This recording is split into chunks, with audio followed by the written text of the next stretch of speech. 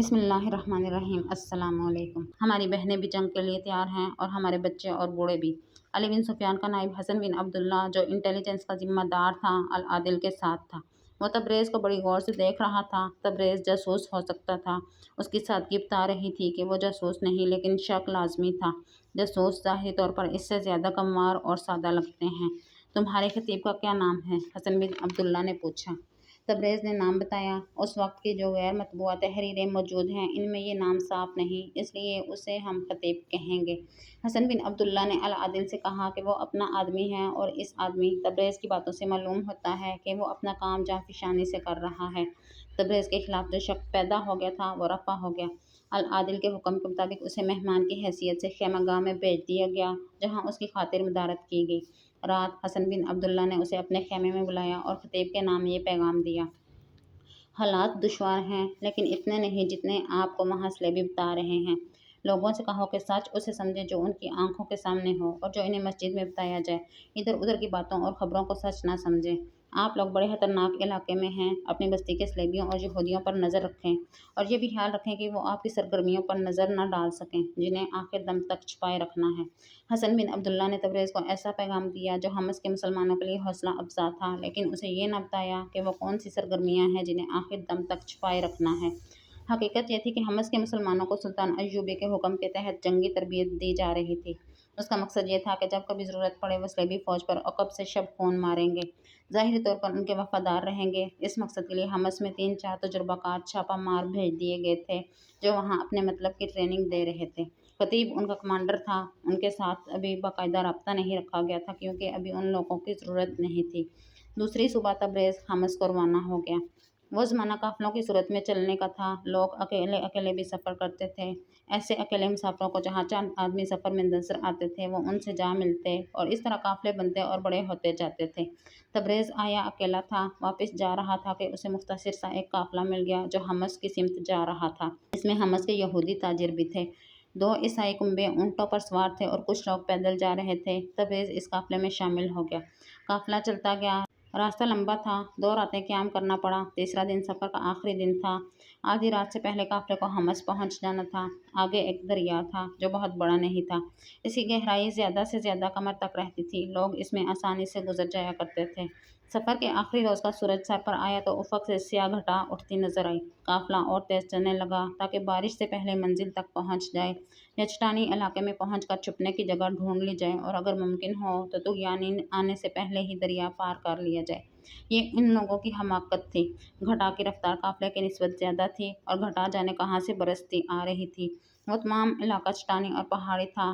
قافلہ دریا کے قریب پہنچا تو گھٹا دنیا کو تاریک کر چکی تھی اور میںھ ایسا موسلا دھار برسنے لگا تھا کہ آنکھیں کھول کر چلنا ممکن نہ رہا۔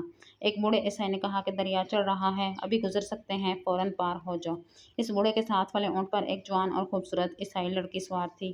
قافلہ دریا کے کنارے پہنچ چکا تھا۔ اس کا پانی مٹیالہ ہو گیا تھا اور اس پانی کے روانی میں طغیانی والا جوش پیدا ہو گیا تھا۔ گہرائی میں کوئی اضافہ معلوم نہیں ہوتا تھا۔ بارش بہت تیز تھی۔ گھٹا نے گہری شام کا منظر بنا رکھا تھا۔ سورج غروب ہونے کو ہی تھا۔ ایک آدمی نے گھوڑا دریا میں ڈال دیا۔ چند قدم آگے جا کر اس نے چلا کر کہا، آ جاؤ، پیدل چلنے والے بھی آ جاؤ، پانی گہرا نہیں۔ یہ کسی نے بھی نہ دیکھا کہ شدید اور خطرناک طغیانی کا ریلا آ رہا ہے۔ اوپر کی طرف بہت میںھ برستا تھا اور وہ پہاڑی علاقہ تھا جس کی طغیانی بہت ہی تیز ہوا کرتی تھی۔ اونٹ اور گھوڑے شاید اس خطرے کو محسوس کر رہے تھے۔ یہی جانور بڑے آرام اور اطمینان سے دریا میں سے گزر جایا کرتے تھے، مگر بارش میں وہ دریا میں بدک رہے تھے، حالانکہ پانی گہرا نہیں تھا۔ اچانک دریا بکھر گیا۔ اونچی اونچی لہریں کسی کو سنبھلنے کا موقع دیے بغیر آ گئیں۔ دریا کے کنارے ڈوب گئے۔ پانی گہرا ہو گیا۔ پیدل چلنے والے ڈوبنے لگے تو وہ تیرنے لگے۔ اونٹوں نے واویلا بپا کر دیا۔ قافلہ دریا میں بکھر گیا۔ دوسرا کنارہ دور تو نہیں تھا، لیکن طغیانی جو بڑھتی جا رہی تھی آگے جانے ہی نہیں دے رہی تھی۔ پھر قافلے والوں کو ایک دوسرے کا ہوش نہ رہا۔ عیسائی لڑکی کی چیخ سنائی دی۔ تبریز کہیں قریب تھا۔ اس نے چیخ سن لی اور یہ بھی دیکھ لیا کہ وہ اونٹ جس پر عیسائی لڑکی سوار تھی طغیانی کا مقابلہ نہ کر سکا اور اس کے پاؤں اکھڑ گئے۔ طغیانی نے اسے گرا دیا۔ اس کی پیٹھ پر بیٹھی لڑکی دریا میں جا پڑی۔ طغیانی کا یہ عالم تھا کہ کبھی لہریں اوپر کو اٹھتی اور گرتی تھیں اور کبھی بھنور بن جاتی تھیں۔ شور اتنا زیادہ تھا کہ کسی کو اس کی آواز سنائی نہیں دیتی تھی۔ اگر تبریز قریب نہ ہوتا تو لڑکی کی چیخ کوئی بھی نہ سن سکتا۔ वो घोड़े पर सवार था और घोड़ा सीधा तो नहीं जा रहा था, लेकिन तुग़यानी का मुकाबला कर रहा था। तबरेज़ ने लड़की को पानी में गिरते देखा तो उसने घोड़े को दरिया के रुख में डाल दिया, लेकिन घोड़ा इतनी तेज़ी से नहीं तेज़ चल सकता था। तबरेज़ घोड़े से कूद गया। वो बहुत तेज़ी से तैरता लड़की के पीछे गया। एक लहर ने लड़की को ऊपर उठाया और तबरेज़ ने देख लिया। तुग़यानी का ज़ोर भी था और तबरेज़ के जवान बाजुओं की कुव्वत भी थी कि उसने थोड़ी ही दूर लड़की को जा पकड़ा। वो अभी डूबी नहीं थी, लेकिन वो तैर भी नहीं रही थी। तबरेज़ के लिए उसे संभालना मुश्किल हो गया। इसी कोशिश में पानी इन्हें बहुत आगे ले गया। तबरेज़ ने उसे अपने ऊपर डाला और किनारे की तरफ तैरने लगा।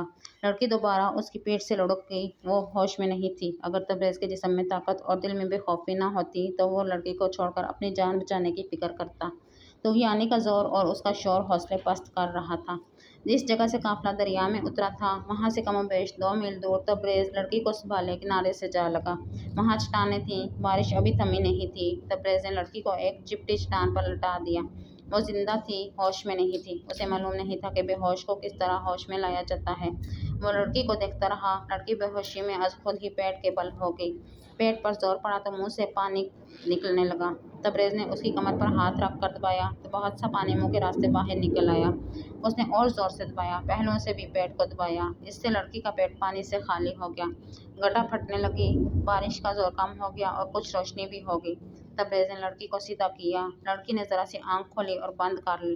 तबरेज़ का जिस्म शेल हो चुका था। उसने अपना घोड़ा दरिया में छोड़ दिया था। वो दरिया से निकल गया होगा। तबरेज़ को मालूम नहीं था कि घोड़े का अंजाम क्या हुआ। तबरेज़ की थकन कम हो गई थी। सूरज ग़ुरूब होने को था। उसे ख्याल आया कि रात आ रही है और पनाह ढूंढना ज़रूरी है।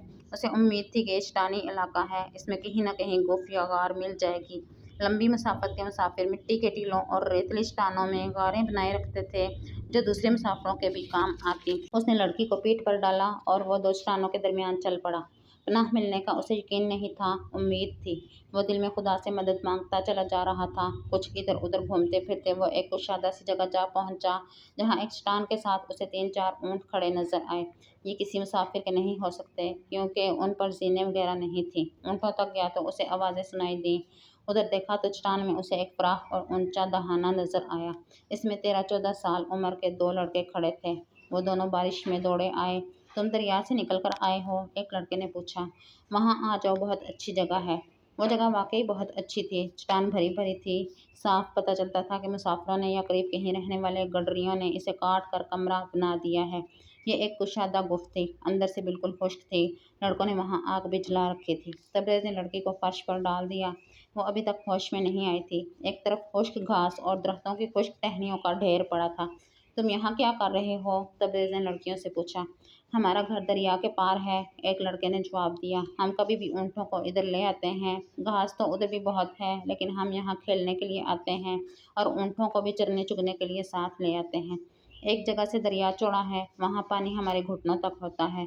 आज भी हम आ गए और बारिश शुरू हो गई। यहीं आग जलाकर खेलते रहे। घर किस तरह जाओगे? तबरेज़ ने पूछा। दरिया चढ़ा हुआ है। इस दरिया का जोर ज़्यादा नहीं रहता, एक लड़के ने बड़े इत्मीनान से कहा। हम जहाँ से गुजरते हैं वहाँ तो यानी में खतरा नहीं होता, पानी फैल जाता है। बारिश थम गई थी। सूरज ग़ुरूब हो रहा था। लड़के अपने ऊँटों को लेकर चले गए। तबरेज़ ने उनसे मदद न मांगी। ये भी ना सोचा कि लड़की को उठाकर उनके गांव चला जाए। लड़कों के जाने के बाद उसने आग पर खुश्क टहनियाँ फेंकी। शोला उठा तो उसने अपना कुर्ता उतारा, जो गले से टखनों तक लंबा था। उसे आग पर खुश्क करने लगा। वह दिल में शुक्र अदा कर रहा था कि खुदा ने उसे ऐसी तूफ़ानी बारिश में इन लड़कों को आग जलाने के लिए भेज दिया था। उम्मीद है आपको वीडियो पसंद आई होगी। आपसे गुजारिश है कि वीडियो को लाइक और शेयर कीजिए और चैनल को सब्सक्राइब कीजिए। कमेंट्स में अपनी राय का इजहार करना मत भूलिए। अल्लाह पाक हम सब का हामी और नासिर हो। मिलते हैं एक नई वीडियो में, तब तक के लिए अल्लाह हाफिज़।